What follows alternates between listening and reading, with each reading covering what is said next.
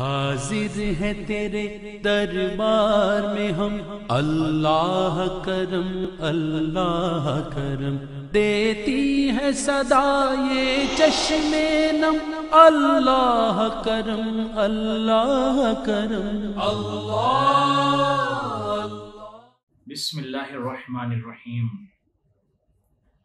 قال علی علیہ الصلاۃ والسلام ثلاث من حافظ علیہا سعد، اذا ظہرت علیک نعمت فاحمد اللہ، واذا ابت عنک الرزق فاستغفر اللہ، وَإِذَا أَصَابَتْكَ شِدَّةٌ فَاكْثِرْ مِنْ قَوْلِ لَا حَوْلَ وَلَا قُوَّةَ إِلَّا بِاللَّهِ۔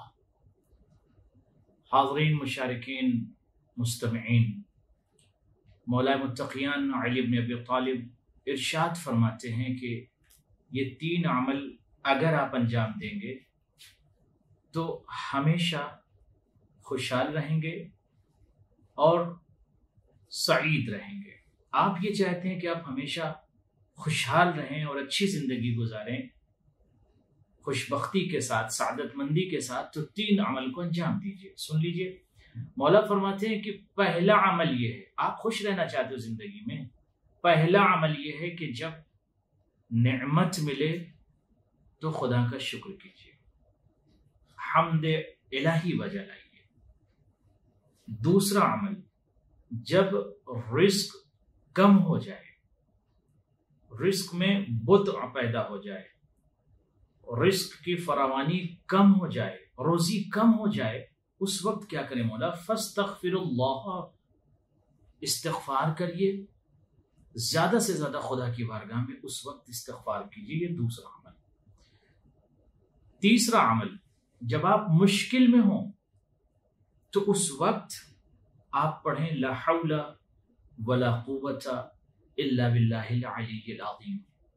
تو اگر آپ نے ان تین اعمال کو انجام دیا تو آپ سعید رہیں گے، خوش رہیں گے، کامیاب رہیں گے۔ یاد رکھیے گا، بھولیے گا نہیں، پھر سے سن لیجئے۔ پہلا عمل، جب نعمت ملے خدا کا شکر ادا کیجئے۔ دوسرا عمل، جب رزق کم ہو جائے تو استغفار کیجئے۔ تیسرا عمل، جب مشکل میں ہوں تو لا حول ولا قوت الا باللہ العلی العظیم پڑھیں، یا مختصر لا حول ولا قوت الا باللہ پڑھ لیں۔ والسلام علیکم ورحمۃ اللہ وبرکاتہ۔